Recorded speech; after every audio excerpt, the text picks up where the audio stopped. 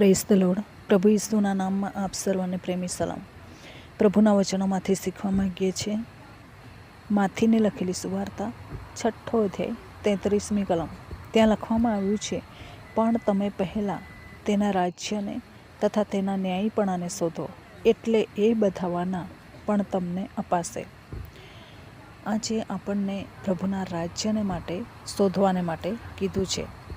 પ્રભુના રાજ્યને પ્રથમ શોધો. પ્રભુના રાજ્યને પ્રથમ શોધીશું તો શું થશે કે તેમના રાજ્યને શોધવાથી પ્રભુ આપણને જે દુનિયાના વાનાઓ છે, જે જરૂરિયાતના વાનાઓ છે, એ ઉમેરી આપવાને માટે કીધું છે. એવું નથી કીધું કે હું સ્ટોક ભરી આપીશ, એવું નથી કીધું કે હું ખૂટવા નહીં દઉં, પરંતુ જ્યારે આપણને જરૂર પડશે ત્યારે પ્રભુ એ ઉમેરી આપવાના છે. જે દિવસે જરૂર પડશે તે દિવસે આપવાના છે, એ પ્રમાણે પ્રભુ જણાવે છે.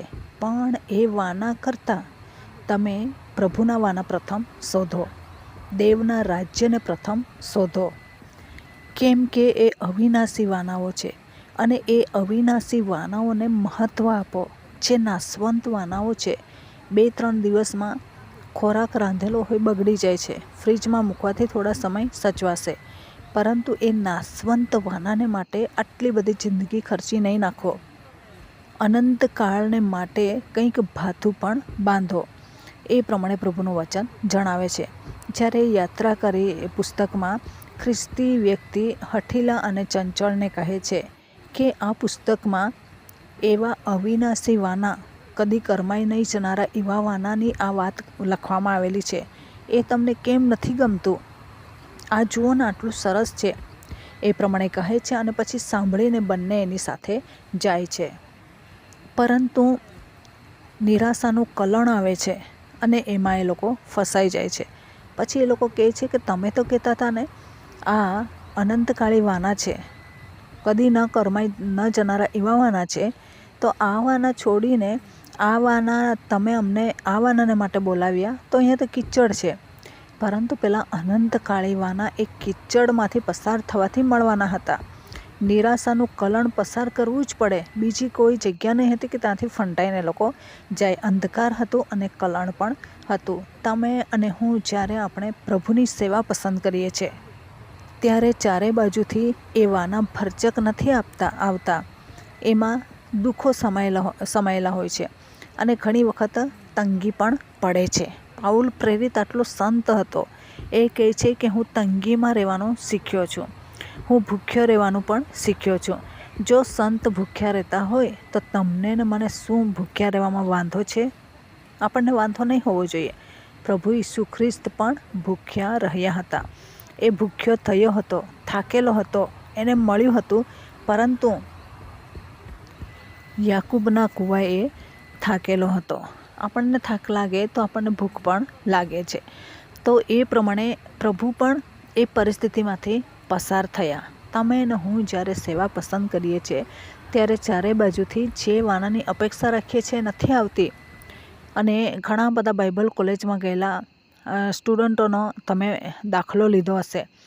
ખાવાની ઈચ્છા થાય પરંતુ એવું નહીં મળે, અને ઘણી વખત ભૂખ્યા રહેવું પણ પડે. પરંતુ પ્રભુ જ્યારે પસંદ કરીને લાવે છે ત્યારે પ્રભુ એ કસોટીઓમાંથી પણ એમને બહાર કાઢે છે. ઘણા બધા સેવકો જે ટોપ લેવલની સેવાઓ કરી રહ્યા છે, અનેક લોકો એમની મિનિસ્ટ્રીમાં જોડાઈ રહેલા છે, એ લોકો 2 દિવસના ભૂખ્યાઓ પણ રહ્યા હશે. બાળકોને દૂધ આપતા હોય એવી માતાઓ પણ, દૂધ પીવડાવતા હોય એવી માતાઓ પણ 2 દિવસ, એવી સેવકની પત્નીઓ 2 દિવસ ભૂખી રહી છે.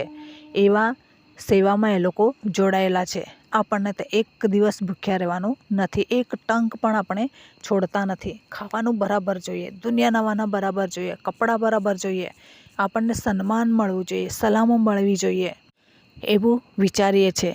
પરંતુ પછી આપણને પહેલાં દેવના રાજ્ય શોધાતા નથી. પહેલાંમાં ફસાઈ પડીએ છીએ. ટાઈમસર ખાવાનું, તહેવારો આવે, રવિવાર આવે, આ જોઈએ, તે જોઈએ, ચિકન મટન આવું બધું જોઈએ, પરંતુ પ્રભુના લોકો તરીકે ભૂખ્યા રહેવાનું પણ શીખે. જો પ્રભુની મિનિસ્ટ્રીમાં આપણને એ પ્રમાણે જરૂર છે તો એ પ્રભુની મિનિસ્ટ્રીમાં આપણે એ પ્રમાણે આગળ પણ આપણા નાણાં આપીને એ કરીએ. પરંતુ ઘણા બધા સંતો ભક્તો શું કરે છે કે પ્રભુના નાણાં પોતાના માટે લે છે. પોતાના નાણાં તો નથી આપવા, પરંતુ પ્રભુના નાણાં લેવા છે અને એ પ્રમાણે પોતાના કામમાં વાપરવા છે. પ્રભુ એમની સેવાને સ્થગિત કરી દે છે. હું નથી કહેતી, પ્રભુનું વચન કહે છે. યહૂદા ઇસ્કરિયોત એવું જ કરતો હતો. પ્રભુના રાજ્યમાં પ્રભુના નાણાં વાપરવાને બદલે પોતાનામાં વાપરતો હતો. ચોર હતો એવું શબ્દ બાઇબલમાં છે. એ ચોર હતો અને થેલીમાંથી ચોરી લેતો હતો અને આખિરકાર એ ભરપાઈ કરવાને માટે પોતાના ગુરુને વેચી દીધો. જે ચોરી કરતો હોય, પ્રભુના પૈસા લૂંટતો હોય, એ કંઈ પણ સારું કરતો નથી. એ છેલ્લે આખિરકાર ગુરુને દગો દે છે અને દે છે. નથી મળતું તો કેમ પ્રભુના પૈસા ચોરીને ખાઈએ છીએ? નથી મળતું તો પૈસા ચોરીને કેમ કપડાં પહેરીએ છીએ એ પ્રભુના પૈસાથી? એના કરતાં તૂટેલા ફાટેલા પહેરવામાં કોઈ કાઢી મૂકવાનું છે? કોઈ જૂના કપડાં પહેરવામાં કંઈ કાઢી મૂકવાનું છે?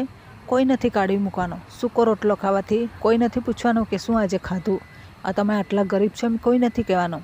જે મળે તે ખાઈએ, પ્રભુના પૈસા પ્રભુને આપીએ અને પ્રભુ જો એના વાના આપણને નહીં આપતા હોય તો પણ આપણે સાદ્રાક મેસાક અબેદનગોની જેમ પરીક્ષા નહીં કરીએ.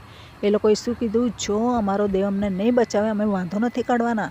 અમારો દેવ આવો કેમ નહીં બચાવ્યો, વાંધો નથી કાઢવાના. એટલું જાણી લેજો કે અમારો દેવ બચાવવાના માટે શક્તિમાન છે.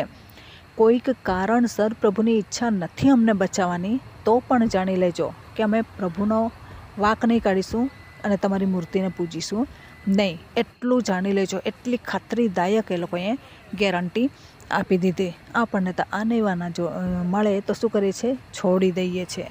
પ્રભુને કહીએ છીએ, પ્રભુ આવાના સમયસર નહીં આપ્યા, ફલાણા વાના નહીં આપ્યા, પરંતુ પ્રભુ ઘણી વખત કસોટીઓમાંથી પણ પાર ઉતરાવે છે. એવા સમયમાં આપણે ધીરજ રાખવાની જરૂર છે. 1-2 દિવસ ભૂખ્યા રહેવાથી કરચલી નથી પડી જવાની.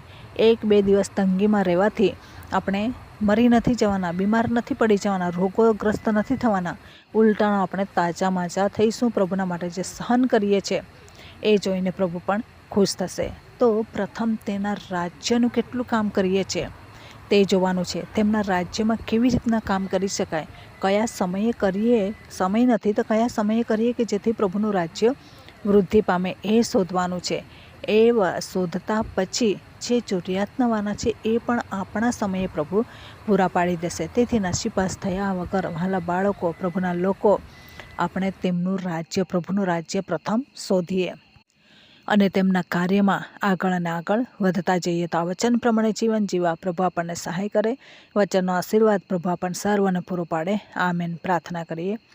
પ્રેમાળ પરમેશ્વર પિતા, અમે તમારો આભાર માનીએ છીએ, તમારી સ્તુતિ કરીએ છીએ. રાજાઓના રાજા, પ્રભુઓના પ્રભુ તમે છો.